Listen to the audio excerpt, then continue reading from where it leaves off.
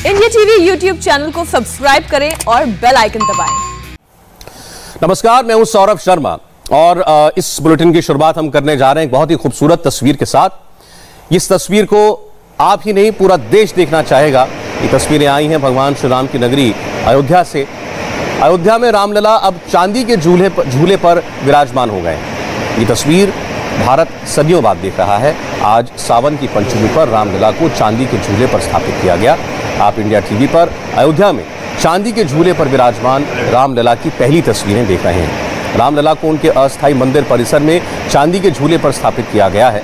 पूरे अवध क्षेत्र में श्रावण पंचमी या नाग पंचमी पर झूला झूलने की परंपरा रही है।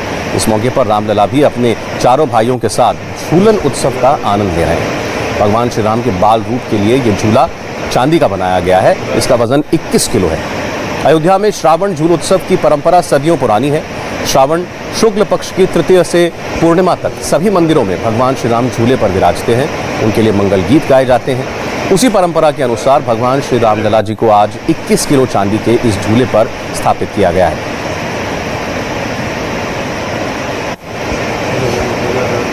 हमारे दो संवाददाता इस वक्त हमारे साथ हैं, रुचि कुमार लखनऊ से और देवेंद्र पराशर हमारे सहयोगी। रुचि, सबसे पहले तो आपसे जानना चाहेंगे कि आज इस तस्वीर की और आज के दिन की अहमियत क्या है?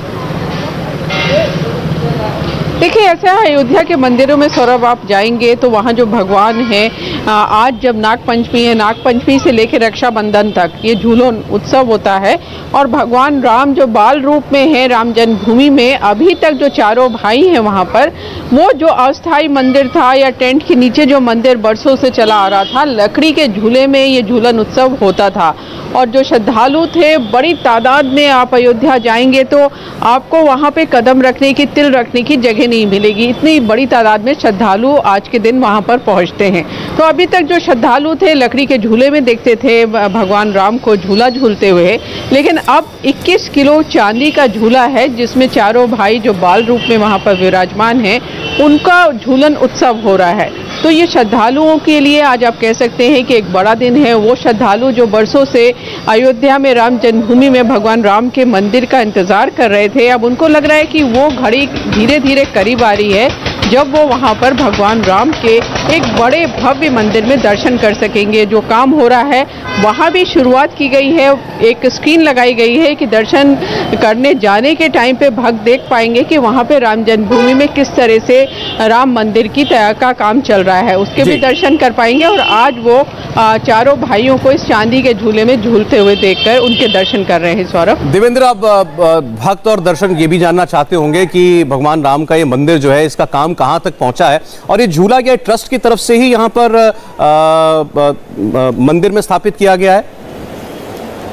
यह निश्चित तौर पे वो ट्रस्ट की तरफ से ही है। और दूसरी तरफ निर्माण कार्य की अगर बात कर ले तो बहुत तेज़ी से काम चल रहा है और मार्च 2022 तक फिलिंग का पूरा काम हो जाएगा जब एक बार, उसके बाद फिर बहुत तेज़ी से काम हो पाएगा। 2023 के दिसंबर तक श्रद्धालुओं के लिए मंदिर खोला जा सकेगा। हालांकि पूरे परिसर की बात कर लें तो उसे पूरे तरीके से तैयार होने में 2025 तक लग जाएगा। और सौरभ, ये समय इतना ज़्यादा दो लिहाज से लग रहा है। पहली बात तो ये कि डिब्रीज की बात करें यानी मलबे की बात करें तो तकरीबन 3 स्टोरी नीचे तक का मलबा हटाया गया है। तो एक बार जब वो मलबा हटाया गया और उसके बाद फिर उसे रिफिल कैसे करना है, किस प्रकार की मिट्टी से, तो उसको इंजीनियर्ड स्टफ कहते हैं, जो कि बहुत इम्प्रूव्ड सॉइल होता है। उसके लिए IIT चेन्नई के सलाह पर वो काम किया जा रहा है। और अभी तकरीबन 140 ट्रक पर प्रतिदिन वहाँ पर जाते हैं साइट पर, ताकि उसके फिलिंग का काम किया जा सके। जैसे ही एक बार पूरे तरीके से फिलिंग का सारा काम हो जाएगा, उसके बाद उसके सारे लेयर तैयार हो जाएंगे, फिर राफ्ट आ जाएगा। वहाँ से फिर मंदिर निर्माण का जो काम है वो बहुत ज़्यादा तेज़ी से होने लगेगा। तो कुल मिलाकर ट्रस्ट की ये कोशिश है कि जो समय सीमा है उसमें ठीक तरीके से पूरा किया जा सके। न सिर्फ जल्दी काम हो बल्कि ज़्यादा से ज़्यादा।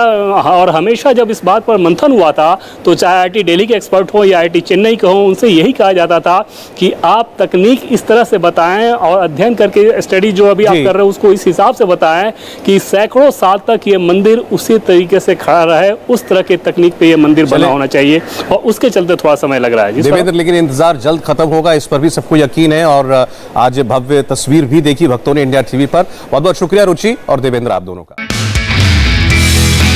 नमस्ते, मैं हूं मीनाक्षी जोशी। वीडियो और खबरों से अपडेट रहने के लिए India TV YouTube channel subscribe करें, बेल आइकन दबाना ना भूलें। जुड़े रहें इंडिया टीवी के साथ।